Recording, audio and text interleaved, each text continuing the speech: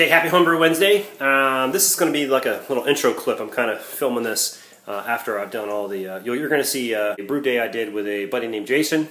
He wanted to see the brewing process, you know, what all was involved. I mean, he's thinking about maybe taking it up. He's kind of in the hobby right now. He's got his own kegerator.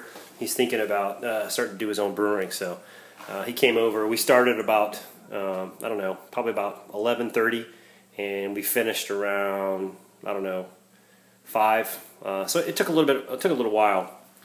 And that's one of the topics that I wanted to ask the community out there. Since I've got this electric brew system here, one thing that I haven't quite mastered. I mean, it's good because with the chugger pumps, you don't have to do all the pouring and lifting and all that. So it makes it a lot easier, especially doing the underletting for the setting the mash. I'm drinking a IPA from Deschutes. It's called Freshly Squeezed IPA. It's actually pretty good. I think it's got Citron Mosaic hops in it. Tastes pretty good. Anyway, so yeah, all the heavy lifting's taken out. It's automatic control. I mean, you know, for the auto sparge, I don't have to worry about the temperature. I don't have to worry about the drip rates. I just get everything set up and it goes, and it's, you know, it's really nice. It's really automatic, and the mash temperature, I don't have to worry about losing heat or anything because it recirculates using the Herms, and it keeps the I mean literally down to the degree that I want. It's really nice. The problem comes in cleaning up, and I haven't really figured that out yet. One thing I do is I start cleaning the mash tun as soon as I go into the boil kettle. Just kind of dig out the spent grains, you know, and then wait until the brew is over. Once I get all the grains out, I kind of leave the mash tun sitting there. Then at the end, after I've, you know, doing cleanup, then I go and I start rinsing things out. And what I do is I soak both the boil kettle and the mash tun with HBW. I let it sit overnight, and I'm about ready to start emptying it out. It's been sitting overnight today while I was at work. So, but anyway, that process, that and cleaning up all the cables or all the hoses, it takes a while. Probably takes me about 2 hours of cleaning. So anyway, so any of you folks out there that might have a electric system, if you found any tricks or tips to kind of help you clean, I would certainly appreciate if you could throw some of those comments in the bottom.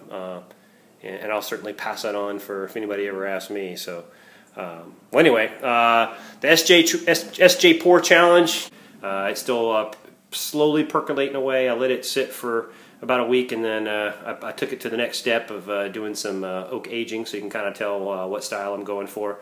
I do have a question. So I've fermented for about a week. I've gotten down to, I need another about 12 points before I hit the gravity that I want. So anyway, I got down pretty low. I just opened the top and I put some whiskey soaked oak chips in. What I don't know is how long do you have to age those things? I was going to leave them in for like another couple of weeks. But my question is, should I try to, because I'm down to, I don't have enough carboys to transfer it into another carboy. So what I'm wondering is, can I just age those oak chips in there for several weeks without worrying about that yeast cake in there? Or, you know, because I read somewhere if you let your beer age too long on the yeast cake, it'll start having some off flavors. So if anybody has any suggestions on that, you know, should I, you know, go no more than 2 weeks, no more than 3 weeks? I mean, I'd like to let it age with the oak chips. It's soaked in bourbon as long as it can before I take it out of the vessel. But what I plan on doing is moving it straight to a keg, and then just letting it sit and age, you know, as long as I can before I have to submit my SJ Pour Challenge. So anyway, if you have any suggestions or any advice for me, I would really appreciate it. This past weekend, you saw we brewed, or you're going to see we brewed a Imperial IPA. We call it Old School Double IPA. We used well, I talk about the grain bill, but do a gradual approach going, you know, all the way through the boil. So should be pretty hoppy. I'm gonna do a dry hopping stage. Hey, happy Homebrew Wednesday. This is the Dean's List here, coming at you live on a Sunday as we do a brew day. Partner in crime for the day, Jason, and say hi, Jason. Hello. And this is Jason's first brew day here on the Dean's List, and this is actually his call on what we're brewing. We're doing a double IPA, and it's going to be called Old School IPA. Old School IPA. And the reason it's going to be called Old School IPA is because he wore a pretty cool shirt over to my house that had the old Atari logo and it said Old School on it. So I thought that was funny. So anyway, we're doing a double IPA. We've got about 17.5 pounds of grain, mostly US 2-row. We have some Caramel 10 and some Carapils just for foam retention. Using California Ale, White Labs 001 yeast, and we've got predominantly Simcoe and Citra hops that we're using, and I think we have a little bit of Columbus for some bittering kind of in the middle of the hop drop. So right now we're watching the system here go through the auto sparge. We're about 30% of the way through. As soon as we get finished here, we'll be starting to boil, and we'll come back and try to get some footage. All right, Jason, where are we at right now? What are we doing? We are boiling. We're not boiling yet. We're getting close. We are right at about 208 degrees. All right, we got our water bottle ready to go at the ready, and our pre-boil gravity was 1066. Our target OG for this Imperial IPA is 1081. So we'll come back to you shortly while Jason films me preventing a boil over. All right, first hop drop. We got Simcoe and Citra.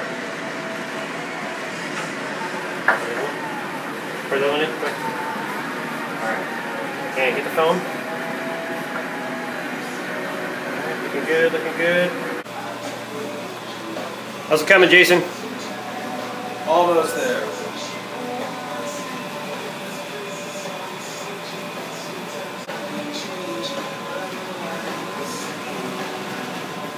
Okay, here we are in the final stage after a successful work chilling. We were down to, I think, safe pitching temperature. Don't you agree, Jason? I agree. And I hope it works because this is your double IPA, buddy. All right, so we got the White Labs WLP 001. About ready to dump them in, and don't screw it up. Whenever you're ready.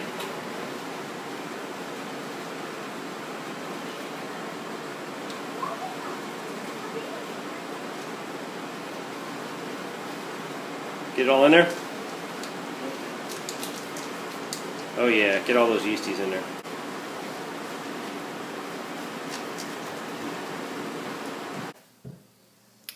Hey, so I forgot to mention one thing. So I have a lesson learned. If you're gonna plan a brew day on a Sunday, don't plan it the day after doing a Spartan race challenge. Not a good idea. Here's why.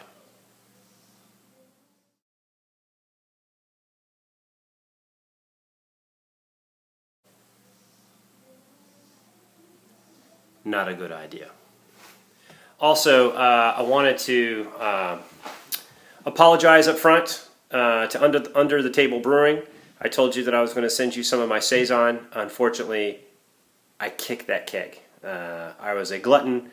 I drank too fast. And actually, we had a really good night the other night. We had some friends over in the backyard, and we all had too much Saison, and we all felt that Saison the next morning. So sorry about that, but I do have the Imperial IPA coming up, so I'll send that. Should turn out pretty well. So look forward to sending those out to you. And hey, Clement's Homebrewing, man, I really love your videos, dude. I haven't, given you a shout out yet, but I really enjoy, your beer review. You did one where there was like 3 of you sitting in the backyard, and you're doing beer. It was awesome. It was very entertaining. You had Tony Yates there recently, and he was kind of the guy that got me. He doesn't know it. I haven't talked to him, but he's the guy that got me fired up on wanting to get a electric brew system. Watching his videos, I was like, holy crap! I can't believe that you can.